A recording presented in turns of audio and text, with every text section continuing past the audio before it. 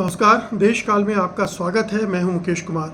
दोस्तों, राहुल गांधी ने रायबरेली से चुनाव लड़ने का फैसला किया है। वो अमेठी से चुनाव नहीं लड़ रहे हैं और इसको लेकर एक राष्ट्रीय स्तर की बहस शुरू हो गई। सबसे ज़्यादा हमलावर प्रधानमंत्री नरेंद्र मोदी, उनकी पार्टी के नेता हैं, वो राहुल गांधी के लिए कह रहे हैं कि वो भाग गए, वो डर गए, भाग गए, इसलिए अमेठी से चुनाव नहीं लड़ा। क्या इसमें कोई हकीकत है या सचमुच में अमेठी से चुनाव न लड़ना राहुल गांधी की कमज़ोरी है, कायरता है, इसे इस तरह से देखा जाना चाहिए? या फिर ये चुनाव का खेल है, राजनीति का खेल है, जिसमें आपको बहुत सारे प्लस माइनस देखने पड़ते हैं? ये सीधे सीधे भिड़ जाने वाला मामला नहीं होता है। अब सवाल उठता है कि अगर हम इसको इस तरह से देखना चाहें कि ये राजनीतिक भूल है या फिर राजनीतिक गांव है, इसे किस तरह से आप इसका आकलन करेंगे? तो सबसे पहले इसके देखते हैं, अगर ये भूल है तो किस तरह से भूल है। तो इस तरह से कि आपने इतना हाइप खड़ा किया कि राहुल गांधी अमेठी से चुनाव लड़ सकते हैं, एक माहौल बन गया और उस माहौल के बाद राहुल गांधी ने चुनाव लड़ने से इनकार कर दिया या वो चुनाव लड़ने वहाँ नहीं गए, उन्होंने वहाँ से नामांकन दाखिल नहीं किया गया। तो इसका एक निगेटिव मैसेज तो जाता ही है कि आखिरकार राहुल गांधी ने ऐसा क्यों किया। दूसरी बात यह है कि पिछले कुछ दिनों से लगातार प्रधानमंत्री नरेंद्र मोदी ये कह रहे थे कि ये तो वायनाड भाग कर गया था, वायनाड से भी भाग जाएगा, वगैरह वगैरह। मतलब राहुल गांधी को जो बदनाम करने के जो तमाम हथकंडे मोदी जी इस्तेमाल करते उनमें से एक ये भी था।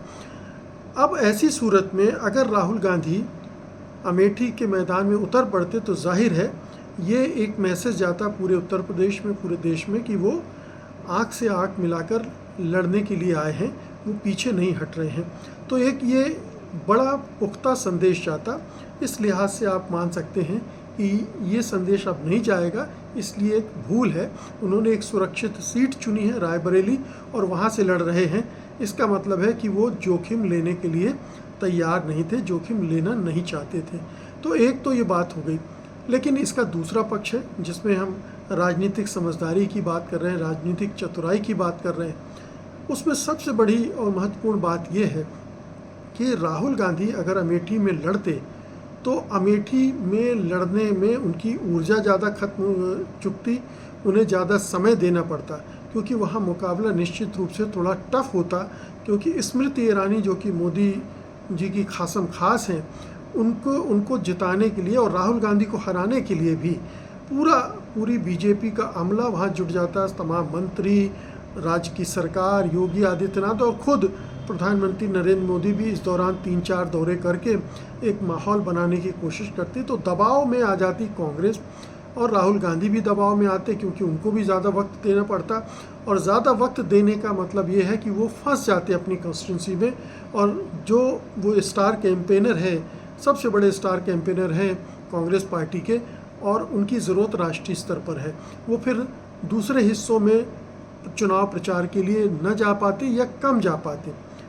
या तो वो अमेठी पर फोकस करते या राष्ट्रीय स्तर पर फोकस करते। तो इस लिहाज से ये एक समझदारी वाला फैसला कहा जाएगा कि उन्होंने इस चक्रव्यूह में फंसने से इनकार कर दिया।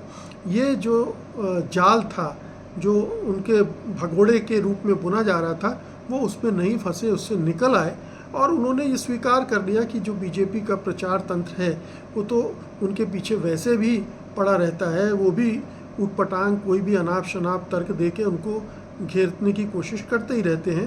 तो इस पर भी घेरेंगे, अगर वो लड़ते तब भी घेरा जाता, तब भी हमले होते। तो उन्होंने अपने आप को उससे अलग कर लिया।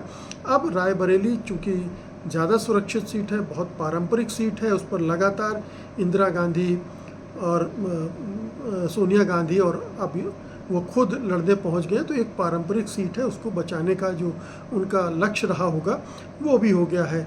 ये भी इससे ये लक्ष्य भी सध जाता है कि उत्तर प्रदेश में कम से कम गांधी परिवार का एक शख्स चुनाव लड़ रहा है। तो ये एक बहुत सेफ गेम है। अब लोग पूछते हैं कि तो फिर प्रियंका गांधी को उतार देना था अमेठी से, लेकिन ये भी गांधी परिवार के लिए कोई अच्छी बात नहीं होती कि उनके परिवार के 3-3 सदस्य पार्लियामेंट में होते, और शायद इसी वजह से प्रियंका गांधी पीछे हट गई या उनको खड़ा नहीं किया गया है। हालांकि संकेत दे दिए गए हैं कि जब 2 सीटों से अगर जीतते हैं राहुल गांधी रायबरेली और वायनाड, तो उनमें से एक छोड़ेंगे और फिर वहाँ से प्रियंका गांधी उपचुनाव लड़कर संसद में पहुँच सकती हैं। और फिर अगर चुनाव प्रियंका भी लड़ने लगती तो दोनों ही बिजी हो जाते अपनी कंस्टिट्यूंसी में, और प्रचार राष्ट्रीय स्तर पर जो करना था और प्रभावित होता। तो उन्होंने इससे भी प्रियंका गांधी को खाली रखा है और वो जमकर प्रचार कर सकती हैं। तो रणनीतिक लिहाज से अगर देखें तो उन्होंने ये पार्टी के हित में और अभियान के हित में अच्छा काम किया। दूसरी बात, स्मृति ईरानी को एक बड़ा नेता बनने का मौका नहीं दिया। उनके सामने के.एल. शर्मा को खड़ा करके उन्होंने उनको डिफेंसिव कर दिया। के.एल. शर्मा भी बहुत पुराने आदमी हैं, अमेठी से उनकी वाकफियत बहुत अच्छी है, तो वो भी एक बड़ा चैलेंज स्मृति ईरानी को दे सकते हैं। इस लिहाज से अगर देखें तो जो न लड़ने का फैसला अमेठी से, उससे थोड़ा नुकसान ज़रूर होगा, लेकिन रायबरेली से लड़ने के फैसले से फ़ायदा ज़्यादा होगा कांग्रेस पार्टी को और लॉन्ग टर्म में राहुल गांधी और प्रियंका गांधी को भी। धन्यवाद आपका।